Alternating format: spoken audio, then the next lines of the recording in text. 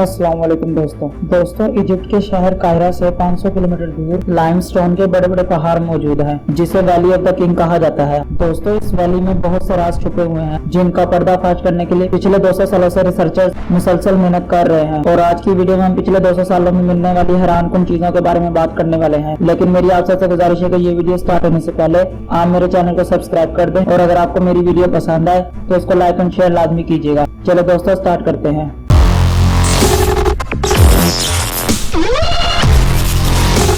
दोस्तों आज से 4500 साल पहले जब इजिप्शियंस के किंग मर जाया करते थे, यानी जब मिस्र के किंग मर जाया करते थे, तो उनको पिरामिड्स में दफन किया जाता था। दोस्तों यहाँ तक के पिरामिड्स में अलग अलग चैम्बर्स होते थे, जिसमें किंग के साथ साथ उसका खजाना भी दफनाया जाता था। दोस्तों उस जमाने के लोगों का मानना ये था कि ये खजाना आफ्टर लाइफ में भी उन लोगों के काम आता है, और इसी वजह से इतनी सारी डेकोरेशन और इतने बड़े पिरामिड्स को बनाने में कई अरसा भी लग जाता था, जिसमें मैं आप लोगों को अपनी पिछली वीडियो में बता चुका हूँ। दोस्तों एक्सपर्ट्स का कहना ये है कि जैसे जैसे वक्त गुजरता गया, पिरामिड्स के बनाने का रिवाज खत्म होता गया और फिर किंग्स को दफनाने के लिए वैली ऑफ द किंग चुनी गई, जहां पर लाइमस्टोन के बड़े बड़े पहाड़ मौजूद हैं, और इसी वजह से आज भी इसको वैली ऑफ द किंग कहा जाता है। दोस्तों एक्सपर्ट्स का मानना यह है कि किंग अपने मरने से पहले ही अपना डेथ मार्क्स, अपना कॉफिन और अपना चैम्बर वगैरह तैयार करवा लेता था, ताकि उसके मरने के फौरन बाद उसको यहाँ पर दफना के चैम्बर को फौरन ब्लॉक कर दिया जाए। दोस्तों पिछले 200 सालों में यहाँ पर 65 डोम्स डिस्कवर किए जा चुके हैं, लेकिन मिलने वाले चैम्बर ज्यादातर अंदर से खाली मिलते थे।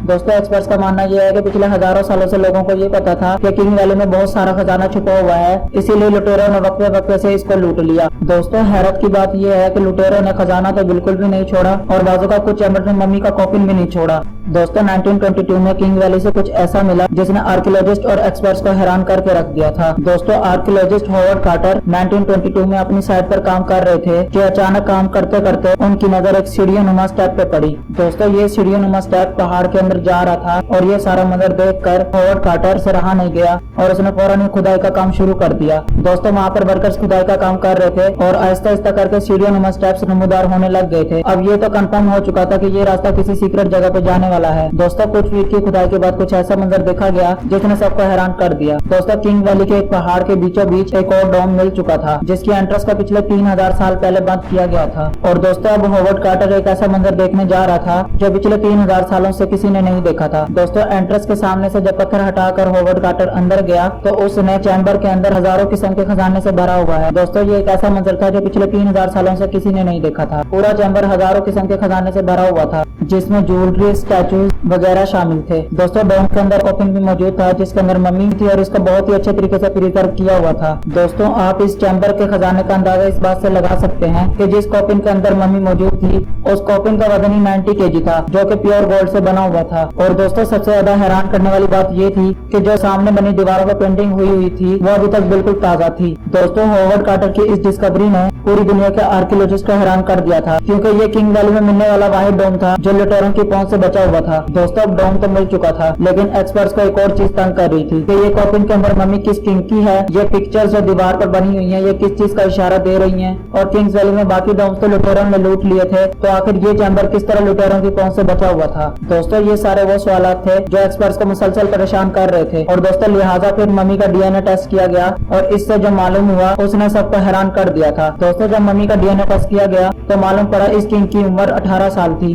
दोस्तों जब इस मम्मी का डीएनए को किंग वैली में मिलने वाली दूसरी मम्मी से टेस्ट किया गया, तो मालूम हुआ कि इसके बाप की मम्मी डोम नंबर 55, जबकि इसकी माँ की मम्मी डोम नंबर 35 से मिली थी। दोस्तों इस किंग का नाम टूटनखामुन था, और अपने बाप के गुजर जाने के बाद जब ये किंग बना तो ये उस वक्त सिर्फ 8 साल का था। यानी इससे हमें ये पता चलता है कि ये अपनी बादशाहत के 10 सालों बाद यानी 18 साल की उम्र में ये भी मर गया था। दोस्तों अब ये तो पता चल गया था कि ये मम्मी किसकी है, लेकिन उस वक्त में इतनी टेक्नोलॉजी नहीं थी कि और चीजों का पता लगाया जा सके। और दोस्तों फिर जब टेक्नोलॉजी का दौर आया तो एक बार फिर से टूटनखामुन के डोम पर रिसर्च का काम शुरू हो गया। इजिप्टोलॉजिस्ट आलिया इस्माइल टेक्नोलॉजी की मदद से टूटनखामुन की मिस्ट्री को सॉल्व करने लग गई। दोस्तों आलिया इस्माइल को इस किंग की जिंदगी के बारे में जानना था जब वो आज से 3000 साल पहले जिंदा था, और आखिर टूटनखामुन का खजाना लुटेरों से किस तरह महफूज रहा, ये जानना भी आलिया इस्माइल के लिए बहुत ज्यादा जरूरी था। इसीलिए सबसे पहले वॉल्स के ऊपर पेंटिंग जो बनी हुई थी उसके बारे में जानना बहुत ज्यादा जरूरी था। और जब आलिया इस्माइल ने उन पेंटिंग्स को स्कैन किया और जब उसके बाद उसको सॉफ्टवेयर में रन किया तो एक एक करके सारे पर्दे उठने लग गए।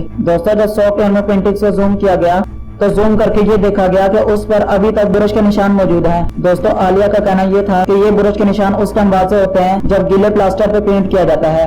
दोस्तों ये चैम्बर जमीन से 36 फीट नीचे है और इसी वजह से यहाँ पर हवा की कोई क्रॉसिंग नहीं है। इसीलिए ये माना गया कि जब वॉल पर पेंटिंग हो रही थी उस वक्त गीला प्लास्टर था और जल्दी जल्दी पे वॉल पे लगे गीले प्लास्टर पे ही पेंट किया गया। लेकिन दोस्तों रिसर्चर्स को अभी भी एक बात समझ नहीं आ रही थी कि इतने डेकोरेटेड डोम को आखिर इतनी जल्दी में क्यों बनाया गया। और दोस्तों इस हकीकत से पर्दा उठाने के लिए एक बार फिर से मम्मी का डीएनए टेस्ट किया गया और इस बार जो हकीकत मालूम हुई तो उसने आर्कियोलॉजिस्ट और एक्सपर्ट्स को हैरान कर दिया था। दोस्तों लेटेस्ट डीएनए टेस्ट से मालूम ये हुआ कि जिस वक्त टूटनखामुन 18 साल का था उस वक्त ये एक ही टाइम में कई बीमारियों का शिकार था। दोस्तों उसका लेफ्ट पांव काम नहीं करता था, उसकी बैकबोन भी टेढ़ी थी और उसको कई बार मलेरिया का अटैक भी हो चुका था। और दोस्तों डॉक्टर्स का मानना ये है कि टूटनखामुन की मलेरिया की वजह से अचानक डेथ हुई थी और इसी वजह से डोम बनाने वालों के पास टाइम नहीं था क्योंकि उनकी किंग की अचानक मौत हो चुकी थी। दोस्तों लेटेस्ट डीएनए टेस्ट से ये भी मालूम हुआ कि किंग का बाप और किंग की माँ दोनों आपस में सगे बहन भाई थे। दोस्तों लेटेस्ट मेडिकल टेक्नोलॉजी से ये मालूम हुआ कि जब सेम ब्लड रिलेशन वाले आपस में शादी करते हैं तो उनके बच्चों में पैदाइशी बीमारियों के चांसेस भी बहुत ज्यादा बढ़ जाते हैं। दोस्तों अब ये सवाल भी था कि टूटनखामुन का खजाना लुटेरों की पहुंच से किस तरह बचा हुआ था। दोस्तों जब 1922 में हॉवर्ड कार्टर ने इस डोम को तलाश किया था तो इसकी एंट्रेंस पर पत्थर पड़े हुए थे। दोस्तों पत्थरों का ये मलबा किंग्स वैली में दूसरे डोम्स की एंट्रेंस पे नहीं पड़ा हुआ था, इसी वजह से लुटेरों को दूसरे डोम मिल गए और ये डोम नहीं मिल सका। लेकिन दोस्तों ये जानना भी बहुत ज्यादा जरूरी था कि ये पत्थर अगर दूसरे डोम्स पर मौजूद नहीं है तो ये टूटनखामुन के डोम पर किस तरह आए। और दोस्तों ये जानने के लिए एक्सपर्ट्स ने ड्रोन की मदद से इस पूरे एरिया को एनालाइज किया। दोस्तों आलिया इस्माइल और उसकी टीम ने ड्रोन फुटेज में ये देखा कि एक जगह ऐसी है जहाँ पर किसी वक्त में पानी बहता था। दोस्तों एक्सपर्ट्स का कहना यह है कि जब अर्थक्वेक आता होगा तो पहाड़ों से पत्थर नीचे गिरते होंगे और पानी के प्रेशर से टूटनखामुन की एंट्रेंस पे जाकर गिर जाते होंगे और यही वजह होगी जिससे टूटनखामुन की एंट्रेंस बिल्कुल ब्लॉक हो चुकी होगी। तो दोस्तों ये थी आज की वीडियो, पसंद आए तो इसको लाइक एंड शेयर लाजमी कीजिएगा। चले मिलते हैं अगली शानदार वीडियो में, तब तक के लिए अल्लाह हाफिज।